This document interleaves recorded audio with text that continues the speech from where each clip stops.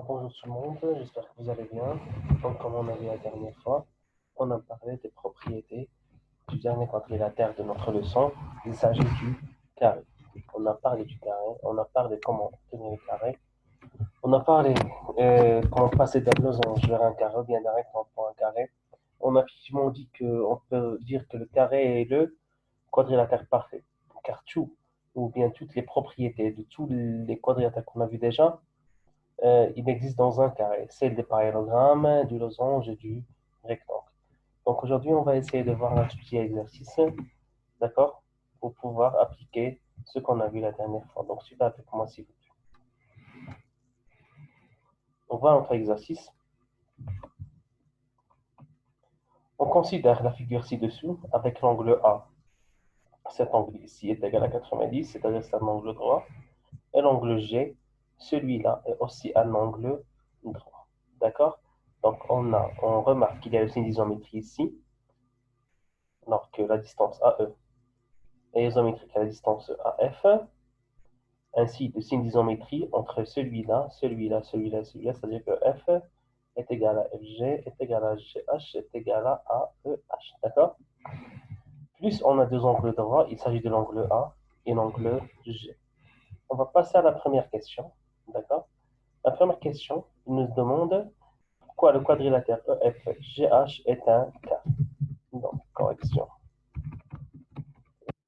Donc, la question 1. Pourquoi le quadrilatère EFGH est un... Alors, on va voir. Pour le quadrilatère EFGH. Donc, bien sûr, par observation, on peut dire que c'est vraiment un carré. Mais comment le prouver? Est-ce que c'est suffisant de dire que les quatre côtés de ce quadrilatère sont isométriques, donc c'est un carré? Est-ce que c'est suffisant? Est-ce que c'est suffisant de dire que si les quatre côtés sont isométriques, donc il s'agit d'un carré? La réponse est non. L'isométrie des côtés, des quatre côtés, ne donne pas certainement un carré, mais il peut donner un carré comme il peut donner un losange. Donc, il y a deux types, bien, oui, exactement, il y a deux types de quadrilatères qui ont des côtés isométriques, les quatre côtés isométriques. C'est le losange et un carré. Donc, c'est quoi la différence entre un losange et un carré? Donc, le carré, c'est un losange.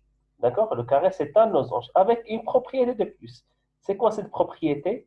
C'est l'angle droit. Donc, si on a un losange et on ajoute un angle droit, on obtient certainement un carré. C'est le cas ici. On a quatre côtés isométriques et on a un angle droit. Quel angle droit? Il s'agit de l'angle G. Voilà cet angle ici. Il mesure 90 degrés. Donc, ces deux propriétés, ou bien ces deux astuces, ils nous donnent certainement un carré. Donc, EFGH est un carré. Alors, on a les quatre côtés de quadrilatère sont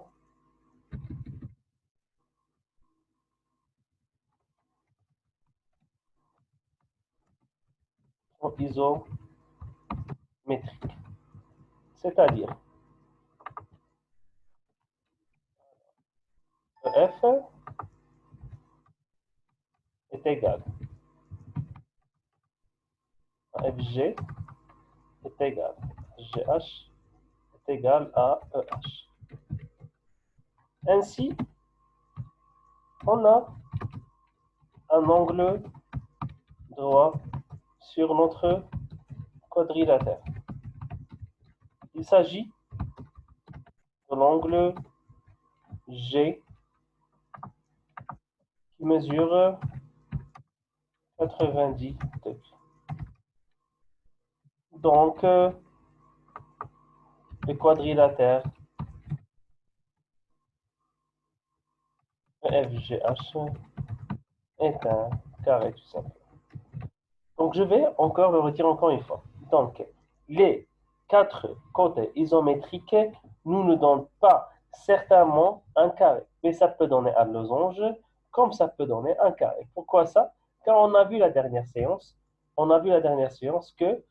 que les quatre côtés isométriques, c'est une propriété qui est commune entre le losange et le carré. Mais quand on a ajouté un angle droit G, donc là, il s'agit certainement d'un carré. La deuxième question, ils nous ont demandé de montrer, alors la question 2, c'est montrer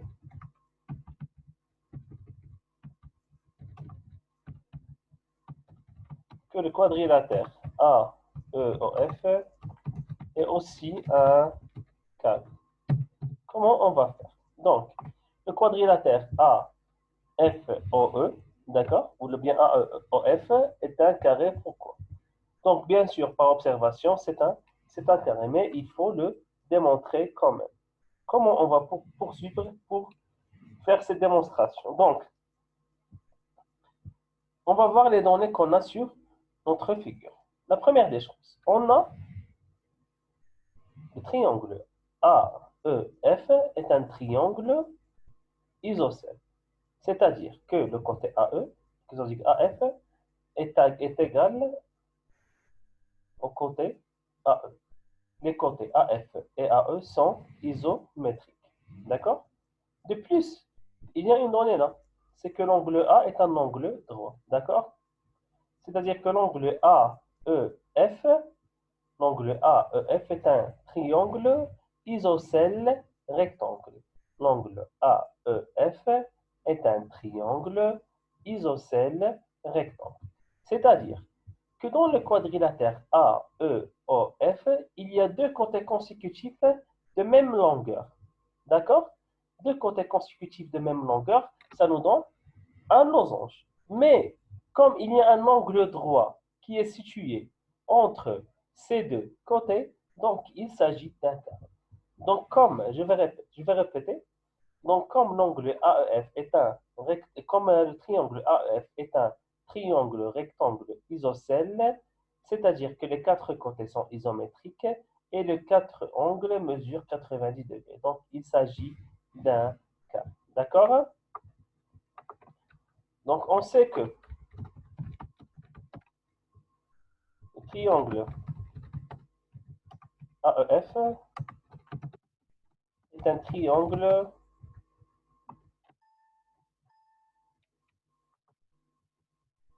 rectangle isocèle rectangle.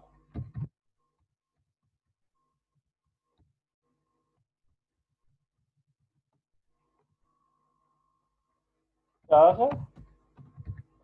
AE est égal à AF et l'angle A est égal à 90 degrés. Donc, bien alors, dans notre quadrilatère AEOF, il y a deux côtés consécutifs de même longueur, plus un angle droit. Alors, AEOF est un carré. Et voilà pour la démonstration de la deuxième question. On a prouvé que AF est égal à AE, c'est-à-dire que les quatre côtés sont isométriques, mais bien sûr, les côtés isométriques ne donnent pas certainement un carré, mais ça peut donner un losange, comme ça peut donner un carré. Mais comme l'angle A est égal à 90 degrés, comme est mentionné dans les données, donc il y a un angle droit plus des côtés consécutifs de même longueur. Alors, deux côtés consécutifs plus un angle droit, ça va donner certainement un carré. Donc voilà pour notre exercice. J'espère que ça a été clair et à la prochaine fois. Au revoir.